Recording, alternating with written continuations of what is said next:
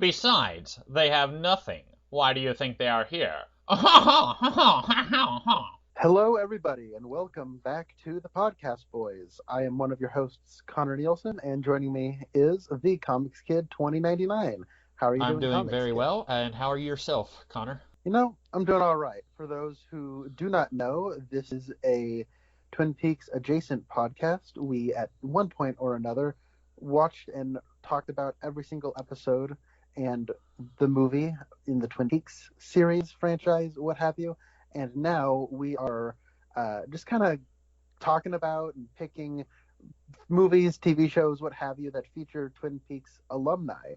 Today's subject of review is the 1992 film Orlando, written and directed by Sally Potter. So why don't you talk about Orlando? Describe it for Okay, us. so our story begins in the year 1600, I believe, with a young boy who is, I guess, set to inherit his estate. But then the Queen of England tells the young boy, played by Tilda Swinton, you will inherit the house, you will have this title and all this prestige on one condition: you cannot grow old. And so Orlando doesn't grow old. And then we get to see the next 250 years of Orlando's life.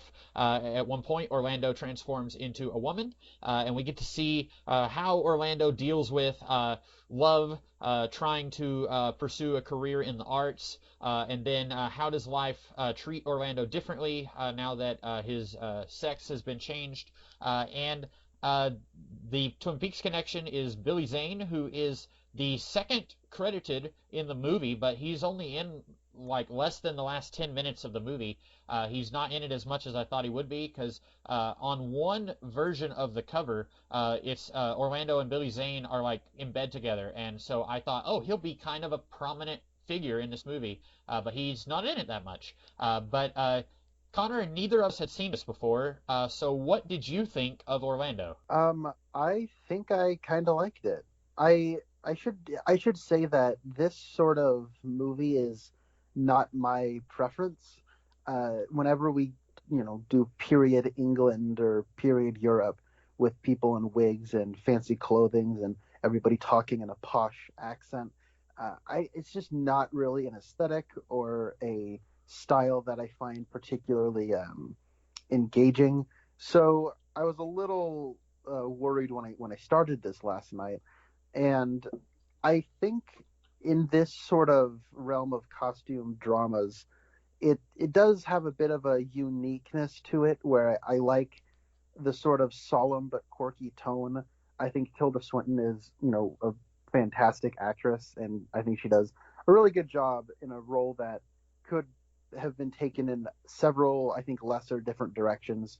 But I do think that the the story sort of loses steam, I would say, in its final act, and there's like a change that happens, which I found to be interesting, but then nothing I think really came of it that was, I think, made particularly interesting. It just sort of seemed there to facilitate a plot. Um, so I don't know. I think overall I would probably give it a thumbs up, but it's probably not something I would revisit. Maybe I would, just to hear other people's responses to it. If nothing else, it made me want to read the book by Virginia Woolf, which this is based on. How did you feel about this movie, Comics Kid? I'm glad you liked it, because I was thinking this is going to be a really short podcast, because I was just really bored by this movie. I didn't hate it and I didn't love it. There are a few plot points that confused me. I was concerned, like not concerned, but I was confused why does this thing not happen at this point in the movie? Why does it happen here? There was things like that that I was mentally taking note of, but by and large, I was just really bored with the whole movie, and I don't know what I was expecting, but I didn't really enjoy it. I won't say I actively hated it, but I found nothing here that was keeping my attention. I had a similar thought when you're saying like this might be a short podcast because, while I enjoy it, I don't think there's a whole lot to talk about. At least from where I'm sitting, like I don't have a lot of thoughts on it. I should say. Where do you want to begin? Okay. Well, uh, I guess so. I want to start at about in the middle of the movie. So the movie starts in 1600. Orlando is I think supposed to be a young boy, like maybe 14 at the time, and then uh, the queen says, "Hey, don't age," and then Orlando, I guess, says, "Okay," and then we jump forward, like we'll jump forward, I think 10 years. There's 1610, and then Orlando goes to the Middle East, and then we jump forward to like the 1700s, and then we jump forward to the I think 1850, and in the 1700s, or no, it's after Orlando went to the Middle East and came back home, or maybe it's right before going back home. He wakes up and he looks in the mirror and he is now a woman. And my question was, why now? Why is this happening? This movie, I won't say it's a fantasy movie. This is what my creative writing professor would pretentiously call a magic realism story, which is basically a fantasy story when someone still wants to be taken seriously in literary circles. And so they say, oh no, it's not a fantasy story, it's magic realism, which is, fantasy, except we don't have to explain why anything is happening. And so for no reason, Orlando just decides that he's not going to age. And then for no reason, Orlando wakes up and he's a woman now. And I don't understand why this is happening. Early in the movie, Orlando is engaged to his fiance. I don't even remember if they said her name. And then he falls for this Russian woman. Or I think she's Russian because they keep saying these Cossacks, which is a term for Russians, but then she's speaking in French. So I don't know what's going on there. But Orlando falls for the Russian girl. And then his fiance breaks up with Orlando, and Orlando just is kind of like, oh, okay, fine. And then Orlando is ready to like throw his entire life away to be with this Russian girl, and then she is maybe not kissing on another guy, and so then Orlando basically she breaks up with him, and Orlando kind of treats all the women early on pretty horribly. Like he tells the Russian girl like, you will be mine because I adore you, or something very similar to that, and then he says at one point, basically like, yeah, I don't care about you. You're my fiance, but I don't care. And so I thought, okay, this is going to be a situation where Orlando is cursed and Orlando becomes a woman against his will. And then he's going to realize, oh, it really sucks to be a woman. Everyone treats women horribly. And then by the 1700s, Orlando in woman form is kind of chewing out those philosophy types for their thoughts on women and how they're being really rude about women. And I thought, okay, it's going to be something like that, where there's going to be some character development because of Orlando's change in sex. But Orlando's fiance breaks up with him, and then the woman that Orlando wants to run off with to Russia breaks up with him, and then he goes another 100 years before turning into a woman, and it's never explained why he turns into a woman. And there's a whole lot of that where I was just like, why did this happen at this point in the movie? And I was kind of perplexed by the whole thing. Yeah. So you're talking about like, the why now, and you were kind of talking about magical realism in a way that I think is kind of funny because I think would It's a Wonderful Life fall into the realm of magical realism or something? Because I don't really know my literary terms because I've always just kind of called It's a Wonderful Life a fantasy film. It doesn't become a fantasy film until the last 30 minutes, but that's like the crux of that story. So with this, I was trying to. I think this is pretty. I think indicative of the way the two of us, the differences in which we kind of consume and how we read media. Is you were kind of like looking at it from like a why now perspective, and I think you're right to question that. That was not the question on my mind. I was sitting here thinking, I wonder what this means. Like, are we trying to say something about like the history of England? And so when it came to like, I was like legitimately questioning like, so why isn't Orlando aging? And you were saying, oh, early on the queen tells him that he will inherit all these things if he does not age. And I'm like, oh yeah, I forgot about that. But just like the choice for Orlando to not age or to barely age, I was just kind of wondering what is the thought process behind that decision, because that's kind of the premise of the story. And I imagine it's the same way in the book. And I would just be that's why I want to read the novel. And I'm sure Virginia Woolf is a much more educated person than I am, specifically about history. And so, I don't know, is it trying to say something about the like youth, like the higher society youth in Europe across, like going from the Elizabethan era all the way through the Victorian era that we kind of end on. But we jump to what is more or less the modern day. But the story, that's more like an epilogue. A chunk of it takes place, between the later Elizabethan era and the Victorian era. And so I don't know. I was like, is it trying to say something about like youth in like higher society or not? And it kind of has insights about loneliness and how Orlando's he can't find love as like a well-to-do youth. He has trouble connecting with people. He's an only child. He doesn't really have friends. He's bored and lonely a lot.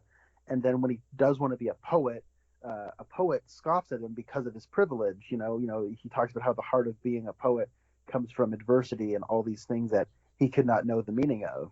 And so it's like there's like this sort of glumness about it, and I kind of like the sort of I think this was before Wes Anderson started making movies, but I was kind of reminded of a sort of Wes Anderson-y type way in which the character just kind of gets sad about things, but doesn't like cry or throw a fit or anything. Orlando just kind of rolls with the punches in a way that is kind of endearing, I think, anyways, but still kind of sad. Yeah, as far as what this means, I'm assuming. Now, I have not read any Virginia Woolf, but I've read a little bit about her life, and so I'm assuming that this is supposed to be an examination of gender roles and how women are treated, specifically like with that scene where Orlando goes to the party and the men are like, haha, women, huh, and then I feel like the whole thing is like, well, here's how far we've come. In the early 90s, a woman can turn in a manuscript, and this guy will say, this is really good. And that was another situation where I was thinking, wouldn't this have worked better if when Orlando made the attempt to turn the poem in to that one guy earlier in the story, if Orlando was a woman at that point, and then this could have been like, and maybe this is where my idea of what this is about falls flat, because Orlando, it's relatively late in the movie when Orlando's sex changes. But so I was thinking like, okay, it's about how we view women. And first we see how Orlando views women. He sees the Russian as almost something to possess. And then later when Orlando's line he used on the Russian is used on him, he says, or Orlando says, no, thank you. And she's now come around on like, that's not how love is. And so I feel like Orlando being immortal is more or less just incidental to the story that I'm assuming Virginia Woolf wanted to tell, and the story that is being told here. It's interesting. I'm listening to your reading of it, and I think it's really interesting because I was not thinking about these things at all. And so I was, when we got to like the sex change, I was just sort of wondering. I didn't see it as like a punishment or some kind of like reversal of fortune or some kind of like irony or whatever. I was kind of wondering like, so is this trying to say something about like now we're going to examine like the like high society female youth, and this character of Orlando is just sort of a muse to get us there. You know what I mean? Like it's sort of this sort of fluid metaphor in character form where we can just sort of examine all these different aspects through just one paramour. So yeah, I don't know. See, look at me. I'm talking like I'm from Europe in the 1700s. I use words like paramour. Look at me go. And it could be that there is meant to be multiple readings of it. This could be like what we were talking about with King Kong, how there are several different ways to look at it, and no one way is right or wrong. And I will say, I don't think the movie is saying that Orlando turning into a woman is a punishment, because when Orlando sees it happen, she's like, oh, okay, now I think her exact words were, the same person, just a different sex or something like that. And so the movie is not saying, poor, pitiful Orlando, now you're a woman. But I was thinking of that early in the movie, like, look at how Orlando is treating the women in his life, and now he's going to get to see what it's like on the other foot, kind of a Freaky Friday situation. But that's not the direction they went. And you're right, I think of things more in like, well, here's the story we're going to tell, so now let's get to that point in a certain way. Like if you're going to do a story about how women are perceived throughout the centuries, then we want to show Orlando acting in one way, and then this thing happens, and then things start to change for Orlando's point of view, and that's not really what they're doing, because like each jump in time is like a different thing. There's politics, there's war, one of them is called Birth, and there's a lot of different stuff that's happening that I'm a little confused about, and I don't think the movie necessarily has the answers that I'm looking for. And that's okay too, because this is one of those movies I think people who it's meant for are not going to question things.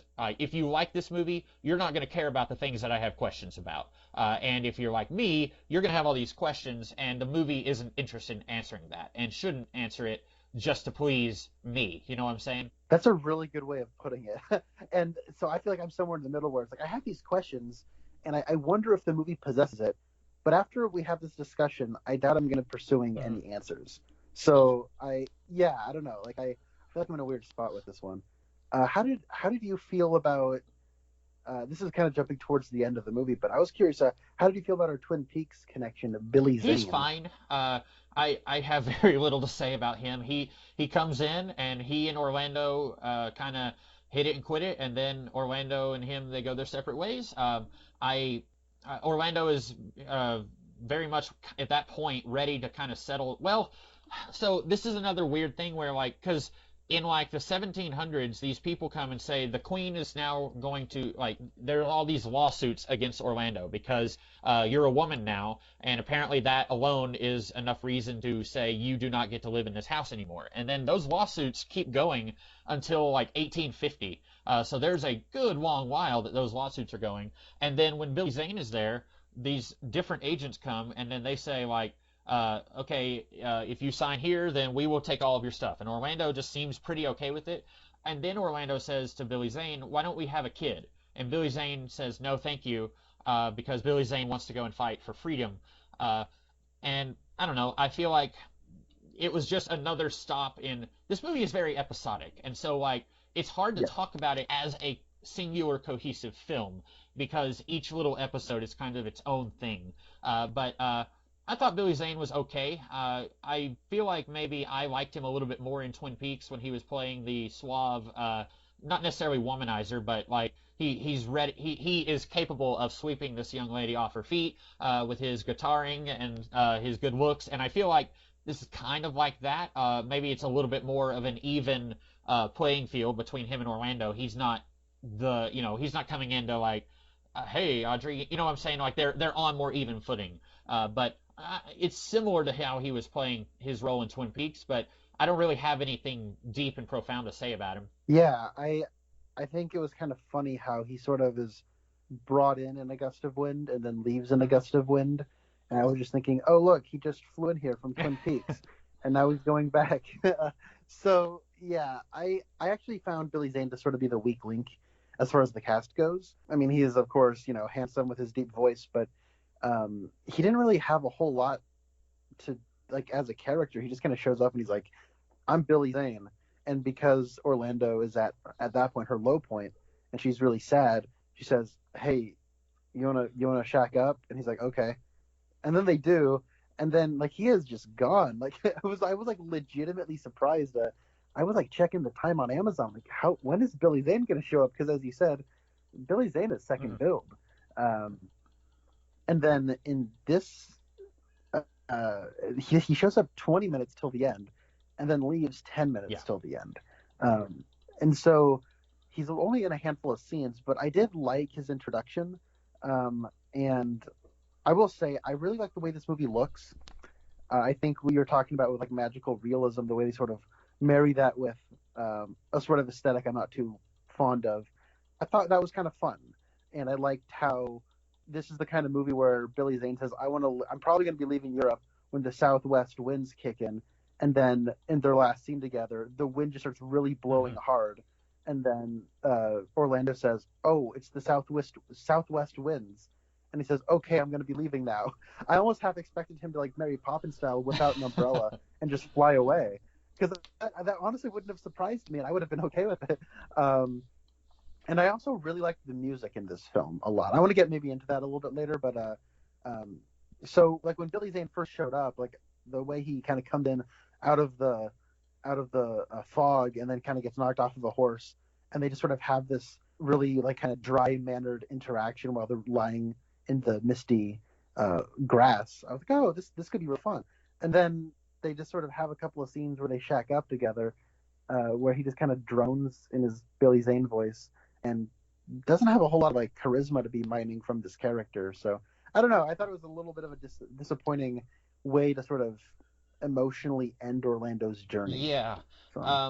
And I will say you're not wrong. I think that every character in this movie is underwritten except for Orlando.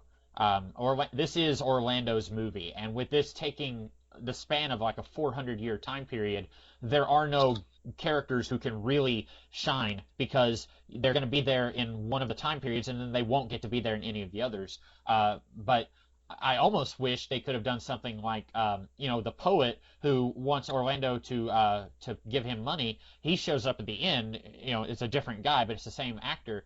I wish they could have done something like that with all of the actors in this. Like have the woman that Orlando is pursuing, the Russian woman, have her show up again later and be playing a different role that Orlando could be playing against. That could have been interesting, and then you could have utilized the rest of your cast a little bit better.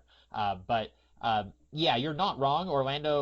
Billy Zane is just kind of in and out.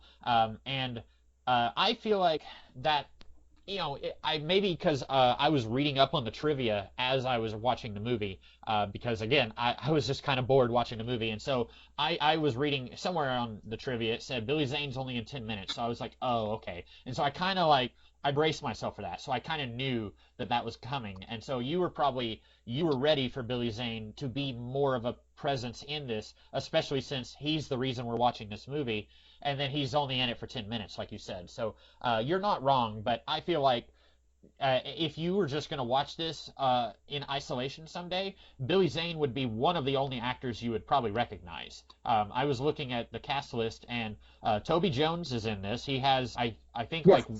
I noticed him, yeah. I think he was one of the ones. There's this very drawn out scene where Orlando is sleeping and everyone is trying to wake him up. I think he's one of them, and then I didn't notice him anywhere else in the movie. So I think he's just in that scene, unless I'm mistaken. And also, there's another guy, Toby Stevens, who I haven't seen him in anything else. I believe he was in an adaptation of Jane Eyre. He looks kind of like Diet Michael Fassbender. He was in this movie, and I think I know who he was. But there's a few actors where I'm like, oh, hey, I recognize who that is. But for the most part, it's Tilda Swinton's first really big movie. This is where Tilda Swinton came into popularity. Yeah, I noticed this was her third film credit, and she was not in another film for 8 years. Oh, wow. I didn't know that. Yeah, that was really surprising. By the way, Tilda Swinton does not really age in real life, and so she is 60 years old now, and she doesn't look that much older than she does here, and this is 30 years earlier than that. Yeah. So I guess they really hit the money on the casting. They could have just pulled a Richard Linklater on Boyhood, and they've been filming this for literally 400 years, and I'm sure Tilda Swinton would nary have. So I got what I'm saying with Bill Zane, because you're right, there is a level of underdeveloped writing with a lot of the characters, but I think that kind of comes from a certain place of, at the beginning, Orlando is so immature and he kind of behaves as a hormonal teenager. And then so there's a level of projection onto that Russian girl. He kind of projects this belonging and love onto her when it's just kind of a fling for her. And then for everyone else, Orlando is just sort of this person that they interact with, and then they don't interact with them. And he has no companionship, and so that's something he yearns for. And so for everyone else, Orlando is just kind of this person to interact with momentarily, that he's a momentary distraction for them.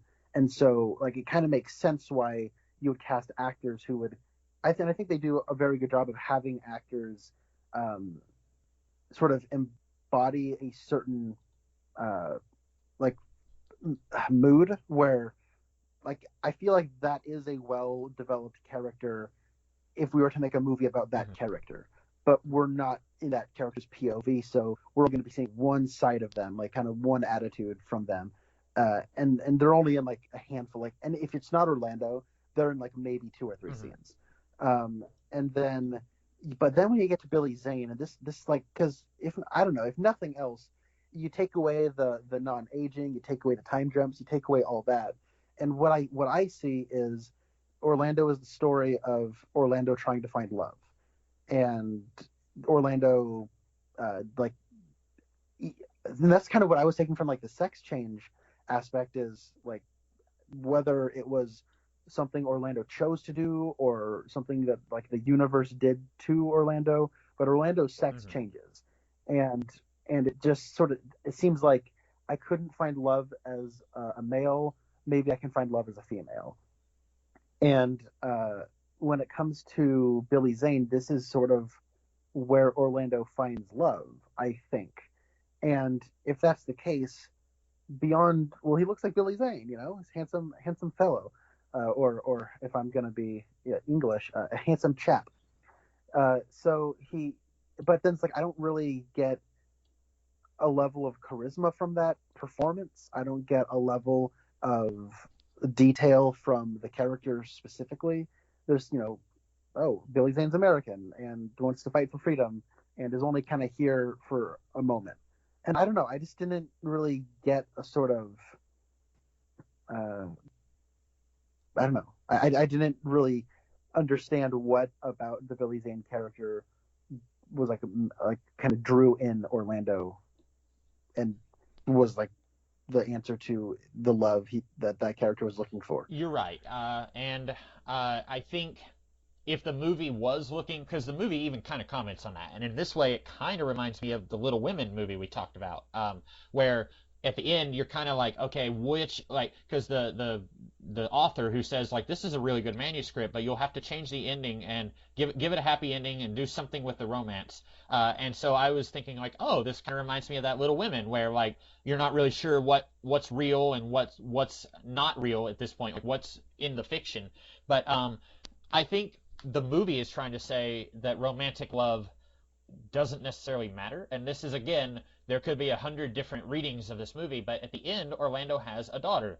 And Orlando says, like, I love my daughter. And maybe she's decided at this point, who cares if I find a grown person to spend the rest of my life with? I've got a daughter now who I can love, and maybe it's saying that that type of love is what Orlando was looking for romantic love, couldn't find it, and then finds a different love and realizes that is where it's at. And so maybe that's why they didn't bother developing Billy Zane, because they wanted to pursue this conclusion to the love story. You're right, and I guess I'm not really. I don't necessarily care if Billy Zane's is developed. I kind of wish I the performance was more Yeah, charismatic, so that I could understand why he swept Orlando off her feet. yeah, and you could also say that about the other romances, like the Russian girl. I don't really know what it is about her that Orlando finds attractive. Well, she's Well, cute. yeah, You know what I mean? Uh, and the reason I say that is because I think the movie gets away with that early on, is because Orlando is so immature that simply looks could make him uh, desire the Russian girl. But then after that, and then after the other misadventures when it comes to love, I think Orlando would demand more just you're right. appearance. Yes, So especially by this point, this is close to the end. You've expected your main character to have grown and matured a little bit more. yeah, so that's what I'm. I guess I should have been more clear about that. I really, so what was your favorite chapter in this movie? Uh, Well, I really liked the conclusion of Orlando's, like the 1700s, where she tells off the philosopher types, and then the guy tries to propose to her, and she basically says she's not interested. I like that. It shows, okay, maybe a little bit heavy-handed, like, okay, now Orlando is on the receiving end of what he thought was like a really romantic and noble gesture. So maybe it's a little bit over the top how it's doing that, but I liked seeing Orlando come full circle and say this is not going to work out. So I guess that chapter was probably my favorite. What Okay, about you? so I like the second chapter, with which concerned the like the Russian girl, and that I liked the, and this is what, again, it makes me want to read the book, because it felt very literary, where that's during an ice storm, and or like a big freeze and the Russians are visiting, and they're on the ice a lot, and it kind of opens up. That segment opens up with a person frozen in ice, and uh, and so you have like this sort of the season of kind of cold, but then oh, there's some warmth there between Orlando and this girl, and then I liked how when uh, that relationship goes away, the ice goes away too, and the rain comes down and breaks the ice, and it goes away, and that all felt very like literary and kind of neat, and I like those details there. But I think like just as far as kind of just watching it and enjoying it as like a movie, I like the bit where he goes to Middle East, and I liked where the person the is it the what's the title that of the man who Orlando has to sort of be an Is it the ambassador Grand to? Vizier? Is that what he is? Yeah, I think so. But yeah, the Grand Vizier, he when he's like, into the beauty of women, and then Orlando doesn't want to drink because heartbroken teenager, and then I don't know, the Grand Vizier is like, oh hey dude, I get it. I've been there, broken heart, right? And so I also like how there it sort of addresses like how like geopolitical the geopolitics of England, and how they sort of built an empire by taking over nations, um, and I don't know. I like how the man in charge is sort of asking Orlando about that, and I was expecting England to just take over that country, and Orlando was completely ignorant to England's Yeah. intentions and something like that. But it kind of had a nice little resolution where the people they say, hey, our enemies are at our gates, we need you to help, and then they do help, and then Orlando wants to help one of the enemy soldiers who's dying because it's a man who's dying, and the person he's with says that's not a man, that's an enemy. I don't know. I like kind of that. I don't know. There's a sort of like you said, it's very episodic, and you're right. And there's almost like these like little moments that are kind of they don't. I don't know. Like that moment doesn't weigh on Orlando's decisions 20 minutes from then, but it does feel like a little formative moment that maybe like Tilda Swinton kind of brings to that performance later on of this character has that experience, and whether that character knows it or not, it does inform them later. So I like those details, and that's why I think Tilda Swinton gives a very good performance in this movie. Yeah. So I had a little bit of I guess you can call it nitpicking, but this is more of me saying I don't understand, and I feel like the movie is saying who cares. So when in the Middle East, that is I think like 1700 maybe, and then there's a time jump, and it's like a good 50 years later. And then we see the guy who came to the Middle East to talk to Orlando and said, like, we're going to throw a party for you, and we're promoting you. And then that guy is then in the next chapter where they're having a party back home in England, and Orlando is now a woman, and we have the philosopher types who are they're saying, oh, women suck. And so my question is, at certain points, are other characters in the story also immortal? Because Archduke Harry is his name. He meets Orlando when Orlando is a man in the Middle East, and then I don't remember exactly how much time it is, but it's like 50 or 60 years later that Orlando meets him again, and Orlando's a woman. And at first I thought they were doing what I had said they should do. Like, okay, let's have different actors play different characters in different time periods. But then he says, no, he introduces himself again as Archduke Harry, and it's like he recognizes Orlando from when they met earlier. And so I'm confused. How is this guy? Is he like 120 by this point? Or is the movie saying, shut up, no one cares. We're just going to have a guy that Orlando knows from earlier? Yes, I was also. I'm glad you brought this up because this is something I've actually wanted to bring up a few times, but I keep forgetting to. Um, the time jumps are kind of weirdly placed, I think, because you have something like where Archduke Harry proposes to Orlando, and Orlando runs through a hedge maze, falls on the plain like a field, and then it jumps ahead like 100 years, and then so I'm curious Was she laying on the ground for 100 years? Yeah, or is like the time jump really during the next like Hmm. scene? But if that's the case, then that means Billy Zane and Orlando have been hanging out for 100 years, and so I was like, and then like there's a time jump while they're in the Middle East, and they're in the Middle East when Orlando's sex changes, I right? think so. I think it's towards the end of the Middle East chapter when it happens, and then she rides back home and says, "Hey guys, I'm back." And that was another instance. We can talk about this more later.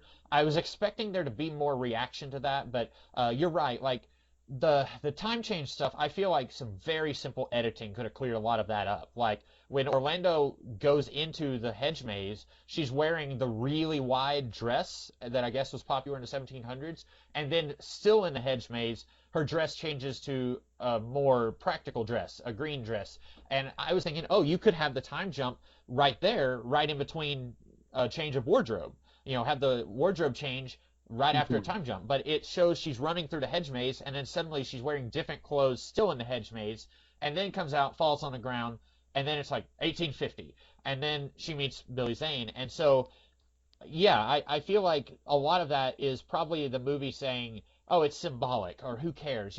We're doing a thing here, and my mind is thinking, "Okay, but why are you doing a thing?" Like, I think you could handle it a little Yeah, better.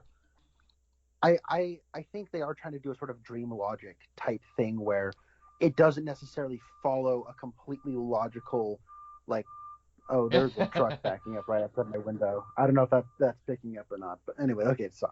But where it doesn't necessarily make like complete logical sense in the real world, but it almost behaves the way a dream would, and so it makes like emotional sense. Um, but I also think that the movie is sort of dry and removed a little bit, and it's kind of trying to demonstrate the separation that Orlando feels from the rest of society. And so I feel like that those two concepts are a little bit at odds with one another. And like you were saying, like you were talking about have different actors play different roles, and I'm like that would be awesome. Like if this were a stage play, that's exactly how I would do this, right? If I were in charge of making this into a stage play. And I think that you have actors playing their different characters, but they serve similar roles along life. And so when you're talking about Archduke Harry, like I think casting for this must have been like really, really difficult because like Harry is a character who needs to be an Archduke at one point in time and then also Archduke 50 years down the Hmm. line. And so I'm wondering um, if he's supposed to be younger than he maybe comes across in the Middle East segment, and then later they maybe age him up a little bit more than what the actor probably actually is. And so, but I like you had that same confusion of, okay, does this person not really age either, or what's going on here? Yes, and it could be like what you're saying, like like there's an episode of How I Met Your Mother where we get to see a flashback of Marshall's first girlfriend from when he was in kindergarten, and it's adult Marshall, who's like 38 years old in real life, playing kindergarten Marshall, who's interacting with this girl who's an actual kindergarten kid, and it could be something like that where the audience is just supposed to pick up on, okay, like this is the character, but we have this actor, and it could just be like we like this actor, he's really good, so we're going to have him play the part in both parts, and it could be that he's supposed to be like 20 when he meets Orlando in the Middle East, and then he's supposed to be like 70 when he meets Orlando at that party. Maybe. I would say you could have had it be a different actor, because we pick up on context clues when he's talking to the other woman. He says that looks like Orlando, and then she's like, yeah, yeah, yeah, and then she's talking about something else. So we could have figured out, oh, okay, that's supposed to be the guy that she met in the Middle East earlier. But yeah, I feel like it's one of those things where maybe the artsy fartsy people aren't going to care, but it slowed me down. Like I was like, hold on a second, this doesn't make sense. And I think it like when you're attempting something like that, there is a balance you need to strike between um, the events as they like kind of how they're you're trying to present them in like whether it's the script or how you're trying to tell it, but there's also like a tone that you need to strike where if something kind of ethereal and unconventional like that is happening, it doesn't feel a little out of place, and I think here it does feel a little out of Hmm. place. Yeah, that was. I think for me, like one of the big like besides the fact that like Orlando just changes sex at some point and there's not really an explanation, that the fact that like hold on, there's characters here who I think some of the servants also, there was a time jump where servants from one time period carried over into another time period, and I was a little confused about that as well. But other than that, I was like, I don't really like. I think other people are probably understanding it, and I'm just kind of confused. But I'm glad I'm the only who's a little confused about that. Is there anything else you wanted to talk about? Because I'm trying You to wanted to think. talk about the music. Oh, I really liked the music. It I think it did a really good job of sort of, I think, hitting the right emotional beats while still kind of keeping the sort of dry, distanced tone. And I think like the as far as like Tilda Swinton's performance and the style of the filmmaking and the music, they're all kind of in sync with one another. And I felt like the music felt like a really cool extension of the main character. So I really liked it, and I liked how at the clear beginning there's a eunuch singing, and that's I think it's the same Yes. actor at the very end. Uh, Orlando sees an angel singing, but the music is more contemporary with like an electronic beat and stuff. And I like that sort of through line where there is a commonality across I think all the music throughout the movie. And I usually when you have something like this that spans a lot of time and you do want to have I think music sort of inevitable when you're spanning time. What a lot of people do, and I think like Martin Scorsese does this quite a bit on something like Goodfellas, where the music sort of keeps changing throughout, where it starts off with more kind of poppy, old kind of sounding music, and then by the time it gets to the end and the fuzz is cracking down and they're on drugs and everything, it's playing like Rolling Stones and kind of more hard rock, and then there's sort of a progression that leads you from one to the other. And then in this one, they don't really do that. And I liked how Orlando doesn't have a huge change throughout. It's more of a gradual change, but it's still like you can draw a line of that character from the beginning to the end. And the music itself does have a similar way of carrying Hmm. itself about. I didn't have a whole lot of thoughts on the music, but I did. That song at the end is still stuck in my head. And I also I thought it was a really weird like there's one part Orlando is leaning up against a tree. Her daughter is running through the field with the camera, and we're hearing the music, and I'm thinking, oh, okay, this is part of the soundtrack. And then the daughter says, "Why are you crying?" And Orlando says, "I'm happy. Look." And then you look up in the sky, and there's an angel there. It's the same guy from the beginning of the movie, and he's singing, and I was like, "Whoa! It's in the movie. They hear it too." And I was like, "That's in college we called that like diegetic music, where it's like they can hear it also." Yeah. And I thought like that took me off guard for a minute, but it wasn't too bad. But what did you think? Before I forget, what did you think of every now and then Orlando would look to the audience and break the fourth wall? What did you think of that? I liked it. It felt like it wasn't overused. I think for you and I, the great sin of overusing breaking the fourth wall is Deadpool. It wasn't Deadpool. It and that again felt like I imagined this book is probably from a first person uh, perspective, and so that felt like a sort of way of carrying that Hmm. over. And I thought it was kind of good to get that out of the way pretty early on, where you hear a voiceover by Tilda Swinton in like a voiceover monologue, and then when it says that is that Orlando, and then Tilda Swinton looks right into the camera and says, "That is to say, Hmm. me." I'm like, oh, okay, so Tilda Swinton is, I guess, playing a little boy. Yeah. Oh, I don't know if I'm gonna be able to get used to this. But then I don't know. By the time Orlando has a sex change, I was like, oh, that's right. That's a woman I have to look at now. I just got so used to in my head making the connection that I was looking at a boy. Yeah. So There were a couple of them where I think this movie is supposed to be somewhat funny. It's got a very dry wit.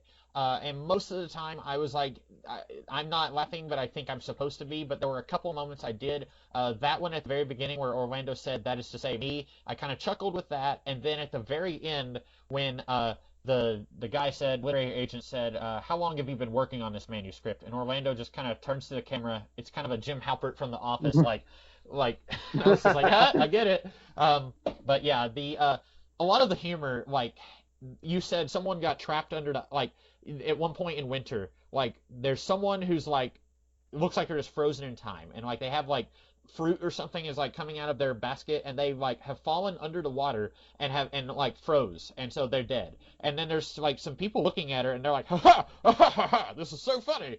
And I was like, I don't get it. What are we laughing at here? And I was actually thinking like maybe that didn't actually happen. Maybe like because 3 minutes later nobody's acknowledging that the girl died in the water. And so, and there's a lot of moments like that where characters are laughing about something. And this reminds me of growing up. My mom was a huge fan of like Emma, Pride and Prejudice, Jane Eyre, like the Brontes. I don't know who did Emma. I can't remember, but that's okay. These like Victorian era romance stories would have something like that, and everyone would go, oh, and I was just like, I don't get it. And part of that is being separated by like 200 years from that time period, but also I feel like other people are laughing, so I think it's just going over my head. Yeah, I don't know. Maybe it's just their high society, and so a poor person doing something that a rich person dare not be caught dead doing makes them laugh. I don't know. They think only an imbecile could die this way, so they find that. I don't know. I didn't realize this was a common occurrence in these kinds of stories. Yeah. Well, people falling in the lake and drowning and freezing, that's not necessarily a thing in like Jane Austen or Charlotte Bronte, but that just people laughing about things that I don't understand is the more broad, like, I don't know, Mr. Knightley will say like, yes, I'm going to London and they're like, oh, ha ha ha, to London, my dear boy, ha ha ha, and it's just like, I don't get it. Why are they laughing? I don't think I have anything else to say about it. I think like you, I'm probably not going to revisit this movie. I think you liked it more than I did. I can understand a lot of what the movie is doing. And with it, there's multiple ways you could look at what the themes are. And I was thinking it was more about gender. You were probably thinking more about youth. And I think both of those are valid. Because as you were saying that, I was like, oh yeah, that makes sense. Because like the scene with the poet, like the poet is kind of like, this is all trash, like this poetry here. And you're right, like that makes sense because Orlando hasn't really suffered at that point. Like he's been jilted, but that's not really the same thing. And so like there's different ways you can look at it. And I think for me, I was kind of expecting it to conform to my view of the story. And when it didn't do that, I was just kind of like left scratching my head a little bit. Yeah, and I guess I should say like I found the stuff about youth the most interesting. So when the sex did change and it became more about love, I found that stuff to kind of be less interesting to me. I should say I've never read the Virginia Woolf book, but I came to the character of Orlando through the League of Extraordinary Gentlemen comics, and I have to say I found the character more interesting there. But it like does completely almost nothing like what this does, because in those comics Orlando was born like pre the Battle of Troy, like pre Hercules, like in ancient Greece, and so is like 3,000 years old by the time you get to the League of Extraordinary Gentlemen stuff. And I found the life of Orlando in those comics. I was more entertained by that because it was also working within the confines of an adventure comic. And so Orlando was like a master swordsman who would get into wars and stuff. And I was like, yeah, I can get into this. And so for a long time, ever since I first came to the character through those comics, I was thinking this movie might be something kind of like that, where Orlando is immortal and goes out and like joins a band of pirates or something like that, and then has to join like high society when his sex changes. And so this being like, we're gonna sit down and we're gonna take a nice slow look at age and love, and I was just like, oh, okay. So that was probably that's on me for having very unrealistic expectations, but yeah, that was how I came to the character. Yeah, no, that's funny because when you said I came to know Orlando through the League of Extraordinary Gentlemen, I'm like, oh, that makes so much sense. Not just that of you. That's how you'd be introduced to the character, but I never would have like guessed that. Oh yeah, of course Orlando would be in the League of Extraordinary Gentlemen. Yeah, now that I've seen this and you've said that, I guess that makes sense to me. So we are now going to listen as Connor tells us what we will be talking about next time. I'm at the edge of my seat, Connor. So I think this is on HBO Max. I guess I really could have checked at any point during this podcast, but I haven't.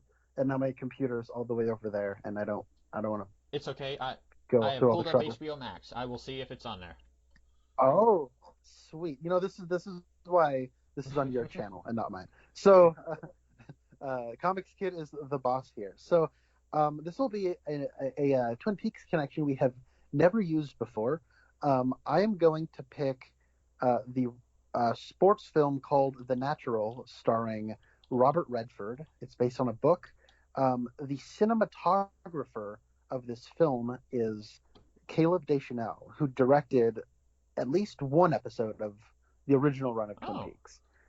He is the husband of Mary Jo Deschanel, who stars as the Hayward mom in Twin Peaks, and the father of Zoe and Bones Girl Emily, I think. Deschanel. So Emily, yeah, Zoe and Emily Deschanel. So he's outside of directing some Twin Peaks episodes. He is hailed as one of the all-time great cinematographers, and this was a film he did the cinematography on. And it does have not I don't think it has any actors who are Twin Peaks alumni, but it does have Richard Farnsworth in it, who was the lead in The Straight Story, which is a movie we have talked about in the past. So It is is it on HBO Max. And this is maybe the first time. So most of the time we choose actors. The only other time I can think of where we didn't was when I chose Fantastic Four with the Mark Frost connection. So this is probably the second time that we have chosen a not actor for something. So that is very interesting. I would not have thought to have gone in this direction. I've actually wanted to pick this ever since you picked Fantastic Four, which had the Mark Frost connection. But I just have always just kept forgetting about it. But yeah, I don't know. This is based on like one of those like books that is considered one of like the great American novels. And so from what I understand, people who love the book really don't like the movie, but it is like considered by people who aren't familiar with the book a pretty darn good movie. So I'm not a big sports guy, but what sports I do follow, it's not baseball, but I do like Robert Redford, and I don't know, I saw a few shots from this movie. I'm like, that looks cool, so I'm gonna pick it.